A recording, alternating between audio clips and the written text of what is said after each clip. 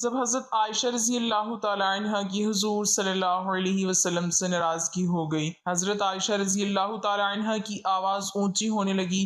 جب آپ صلی اللہ علیہ وسلم سے بحث کر رہی تھی تو پھر آپ صلی اللہ علیہ وسلم مسکرا کر سمجھانے لگے، لیکن حضرت عائشہ رضی اللہ تعالیٰ عنہ کی آواز اونچی رہی۔ اتنے میں ایک صحابی آ گئے اور کہنے لگے، بسم اللہ الرحمن الرحیم۔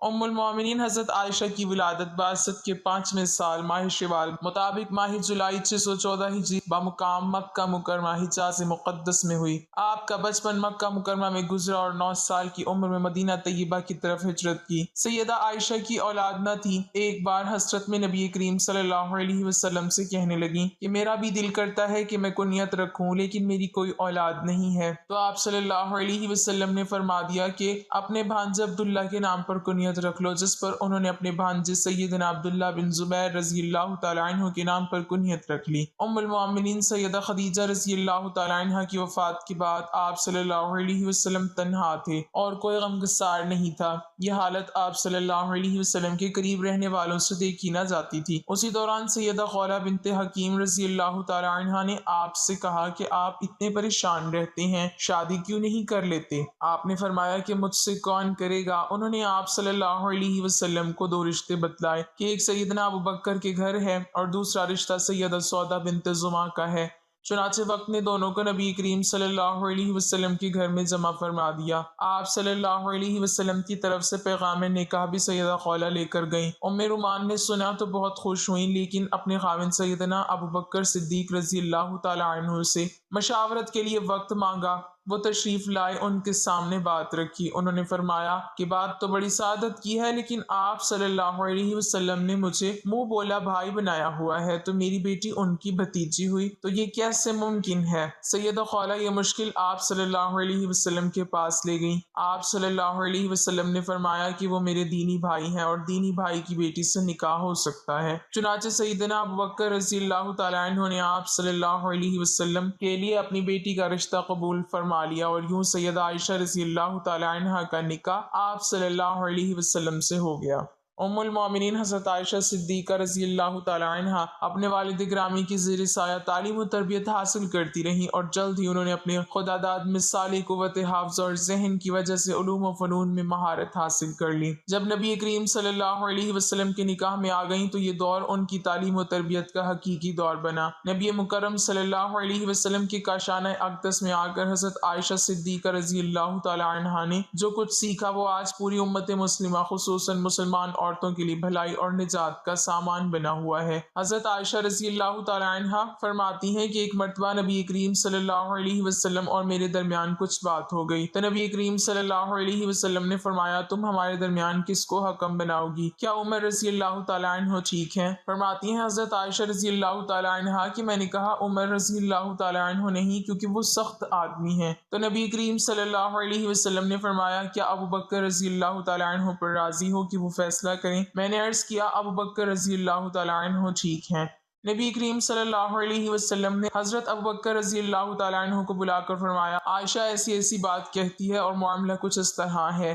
حضرت عائشہ روایت فرماتی ہیں کہ میں نے نبی کریم صلی اللہ علیہ وسلم سے یہ کہہ دیا کہ آپ اللہ سے ڈریں اور صرف حق بات کہیں۔ فرماتی ہیں کہ حضرت ابوبکر رضی اللہ تعالیٰ عنہ نے میری ناک پر ہاتھ مارا، جس سے میری ناک لہو لہان ہو گئی، اور فرمایا تیرے ماں باپ نہ رہیں۔ تو نبی کریم صلی اللہ علیہ وسلم کو کہتی ہے کہ حق بات کہیں اور اللہ سے ڈریں۔ آپ صلی اللہ علیہ وسلم جو فرما رہے ہیں کیا وہ حق نہیں ہے؟ حضرت عائشہ رضی اللہ تعالیٰ عنہ فرماتی ہیں کہ میری ناک کے نتنے ایسے ہو گئے جیسے مشکیزے کا نچلا حصہ ہوتا ہے۔ آپ صلی اللہ علیہ وسلم نے جب یہ ماجرا دیکھا تو فرمایا، اے ابوبکر، ہم نے تو تمہیں اس لیے نہیں بلایا تھا۔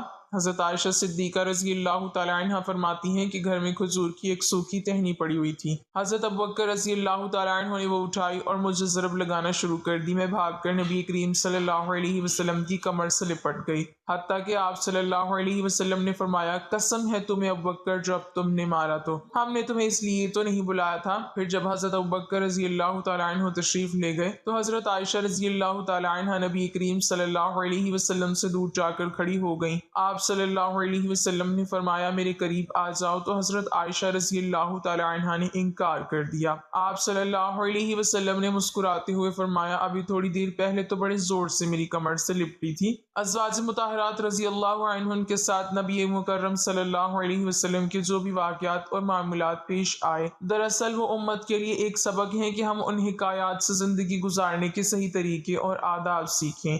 حضرت عائشہ صدیقہ رضی اللہ تعالیٰ عنہ کا ایک عجیب و غریب واقعہ مذکور ہے کہ ایک سفر میں آپ صلی اللہ علیہ وسلم کے ساتھ حضرت عائشہ صدیقہ رضی اللہ تعالیٰ عنہ کے درمیان پیدل دوڑ کا مقابلہ ہوا۔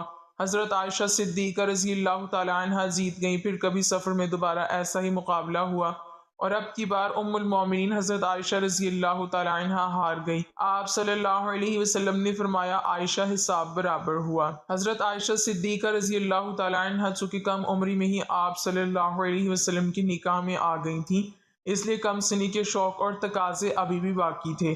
آپ صلی اللہ علیہ وسلم ان کی دلجوئی کے لیے ان کے شوق اور جائز خواہشات کی تکمیل کا بھی لحاظ رکھتے تھے۔ ان کی سہیلیاں آپ صلی اللہ علیہ وسلم کے یہاں ان کے ساتھ کھیلتی اور گاتی تھیں، اور آپ صلی اللہ علیہ وسلم کی طرف سے اس کی اجازت بھی تھی، بلکہ اگر سہیلیوں کو آپ صلی اللہ علیہ وسلم کی وجہ سے کھیلنے میں تکلیف ہوتی تو آپ صلی اللہ علیہ وسلم خود باہر تشریف لے جاتے اور ان لڑکیوں کو حضرت عائشہ صدیقہ رضی اللہ تعالیٰ عنہ کے پاس بھیجتے تھے۔ ان کے شوق کی تکمیل کا سلسلہ ایک واقعہ حدیث کی متعدد کتابوں میں مروی ہے کہ ایک مرتبہ عید کے دن آپ صلی اللہ علیہ وسلم کے گھر کے سامنے مسجد نبوی صلی اللہ علیہ وسلم کے صحن میں کچھ حبشی لوگ نیزہ بازی کا مظاہرہ کر رہے تھے۔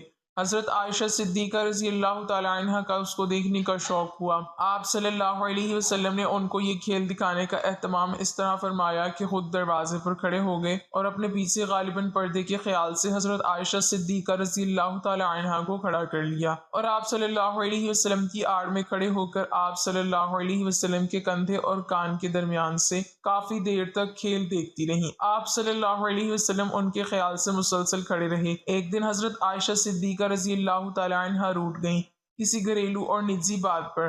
شوہر سے اختلاف ہو گیا، جذبات ذرا تلخ ہو گئے۔ خدا کی رسول صلی اللہ علیہ وسلم صبر و تحمل سے کام لیتے رہے، لیکن حضرت عائشہ صدیقہ رضی اللہ تعالیٰ عنہ کی آواز ذرا بلند ہو گئی۔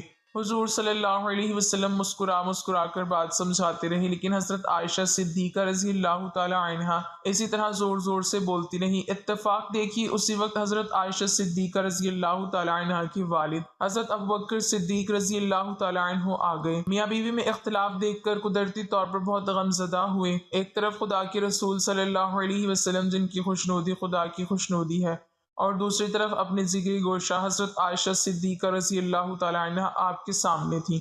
حضرت عائشہ صدیقہ رضی اللہ تعالیٰ عنہ کی آوازیں اسی طرح اونچی ہو رہی تھی۔ حضرت ابوبکر صدیق رضی اللہ تعالیٰ عنہ برداشت نہ کر سکے۔ ہائے، تم خدا کے رسول صلی اللہ علیہ وسلم سے اس طرح بحث کر رہی ہو؟ تمہاری جرت اب اتنی بڑھ گئی؟ غصے سے اٹھے اور ہاتھ اٹھا کر مارنا ہی چاہتے تھے۔ درمیان میں آپ صلی اللہ علیہ وسلم آ گئے۔ حضرت عائشہ صدیقہ رضی اللہ تعالیٰ عنہ سہم کر بیٹھ گئی۔ حضرت ابوبکر صدیق رضی اللہ تعالیٰ عنہ غصے میں باہر چلے گئے۔ خدا کے رسول صلی اللہ علیہ وسلم کیسے برداشت کر سکتے تھے کہ ان کی حبیبہ حضرت عائشہ صدیقہ رضی اللہ تعالیٰ عنہ کی نازک دل کو ٹھیس لگے اور وہ ذرا دیر کے لیے بھی دکھی ہوں۔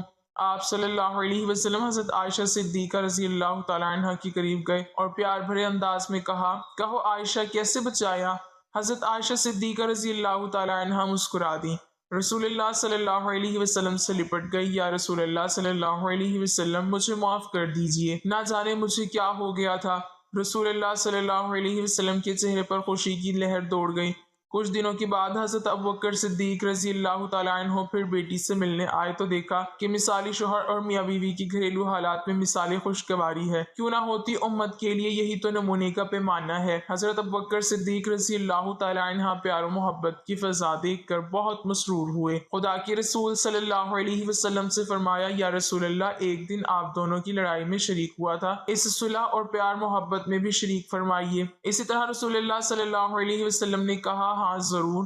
حضرت عائشہ صدیقہ رضی اللہ تعالیٰ عنہ صرف 9 سال کی تھی سہیلیوں کے ساتھ جھولا جھول رہی تھی کہ ان کی ماں حضرت ام رومان رضی اللہ تعالی عنہ نے ان کو بلاوا بھیجا۔ اب حضرت عائشہ کی رخصتی کا وقت تھا، دن چڑھے خدا کے رسول صلی اللہ علیہ وسلم بھی پہنچ گئے اور حضرت عائشہ صدیقہ رضی اللہ تعالی عنہ نوعمر لڑکی رخصت ہو کر شانہ نبوت میں آ گئی۔ ایک ذہین نوعمر لڑکی اس ہستی کے شریک حیات کے جن کے کندھوں پر پورے عالم کی قیادت کا بوجھ تھا، اسی لیے وہ انتہائی کم عمر میں ڈھل گئی تھی۔